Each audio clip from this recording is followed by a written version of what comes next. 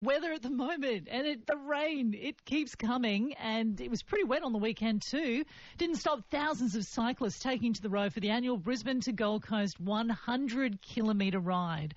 But it was extra special for Graham Walters, who led the field out, as it was Graham's first cycling event since an accident 2 years ago that almost killed him and left him a paraplegic. Graham and his wife Belinda are joining you in the studio right now. Good morning to both of you. Good morning. Oh, look, thank you so much for stopping by, because I know you're on your way to have a break to go to holidays, and you thought, okay, I'll just stop in and say g'day. Graham, what a feeling it must have been for you leading this ride out yesterday. Can you take us through? Yes, it was quite emotional as being my first event officially, and having all those cyclists behind me. The feeling, it sort of brought back a lot of memories of the accident and how I've been since that accident.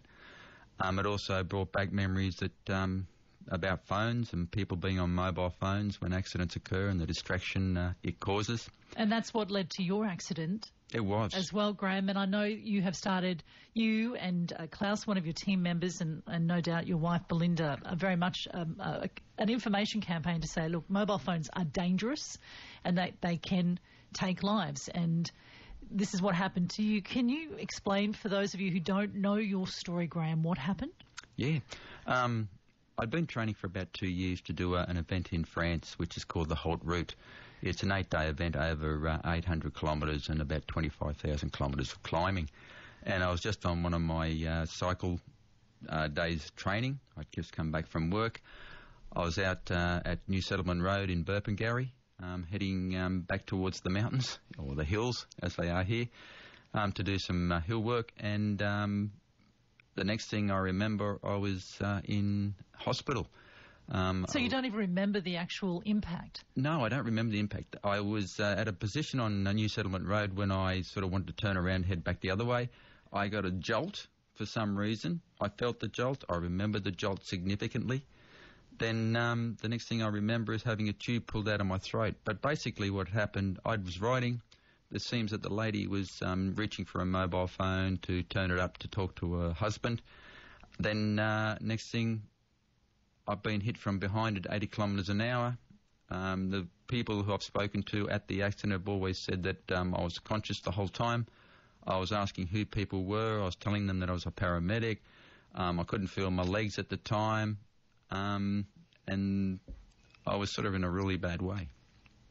And Belinda, to get that call, it was horrible, Nicole. Probably it's a memory that sends shivers through my body every time I think about it. And every Thursday afternoon at about 10 to 3, I always reflect on that for some bizarre reason. And if I drive past the Royal Brisbane Hospital on my way home from work on a Thursday afternoon, it's not uncommon for me to pause and reflect sadly about that afternoon. It's horrible, yeah. And to think traumatic. That one decision in that moment in time has affected your life forever. Did you ever expect to get back on a bike again? Truthfully, no, I didn't. Getting back on a bike is a terrifying experience for myself, because I do have flashbacks in that regard. I'm very aware of traffic. I hear noises. I'm very agitated by those noises. It's only going to take a split second, and then they're into my support crew, or they're back into me again, especially on the roads. Being on the roads is traumatic, but I've got to try and overcome that and bring the message to the people about mobile phones and distraction, and how Klaus and myself and others are bringing a petition to try and get Apple, Google, Samsung, whoever, to change their apps on their mobile phones so we can actually have some... So the phones are inoperable while someone's driving. Is that where you're heading with this? Is that what you want to see? Yeah, they become inoperable, and you've got to go into all the systems and then turn it on, especially when you get in a car, to make it work. And it only should work with Bluetooth or significant in-car operation. 91.7 ABC Gold Coast with you, the voice of Graham Walters and his wife Belinda. Graham did something he never thought he would do at the weekend, and that was to get back on a bike, a specially modified bike too, Graham. Tell me about that. Yeah, it's a hand cycle bike. They're very expensive to buy, and if it wasn't for Klaus and a petition to bring up some money for myself to get this cycle to get back on it again, it would never have happened. I would never have got back on a bike. It was cost about $13,000, and to buy a $13,000 bike in a shop would be very top line. And yeah, this is a fairly top line bike for a hand cycle, but it's a long way from one of the best hand cycles. But it does the job. It gets me out there. It allows me to be as best I can be at this particular time in my life and my family's life. And Belinda, to see Graham back on a bike, what was that moment like for you? It's daunting, Nicole, definitely, and the thought of all those things he just said. But when he crosses the finish line, it's a little glimmer of the Graham that we all used to have, which is well worth the effort that it takes to get him there, definitely. I know you're based in Brisbane, but you spend a fair bit of time on the Gold Coast here with your physio. Where's that at, Graham? How far have you come in 2 years? Yeah, just over a year ago, I came down to a place called Making Strides, which is fairly well known on the Gold Coast, but not well known within the spinal injury fraternity. Those people there, Jenny, Jack, Christy, have been fantastic with me. They've got me up and about. They've increased my core ability. They've increased the strength throughout the top part of my body. And they're like a family. They motivate you.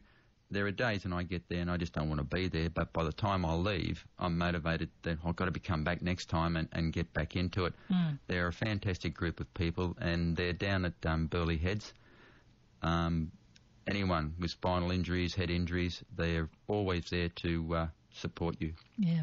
A big shout out to Making Strides. 32,000 signatures you have on a petition to make phones inoperable, to put some of the responsibility onto phone makers themselves to get people so that they can't use their phones. And so many accidents are caused by the use of mobile phones behind the wheel. And you talk to any police officers, one step forward, two steps back. People, the fines have gone up, police are a lot more aware, and yet you still see, right now, I bet, even in these conditions, there'll be someone texting on their phone right now or swerving, and you'll be behind them and you're thinking, of course they're on their phones at that point. So how much or how many inroads do you feel you've made in your campaign? We're going fairly significantly. It's been very good, the support we've been getting for our Change.org campaign about Do Not Disturb on your phones. Klaus has really been pushing it. We were only looking for 5,000 signatures to start, and then we pushed it to 35, and all of a sudden we've had this international response from people all around the world signing the document. And we want people to go to change.org, look up our document, sign it, so we can get to 35,000, 40,000, even 50 if we can, and so we can get people to understand that there is a system on your phone where you can go in and put Do Not Disturb.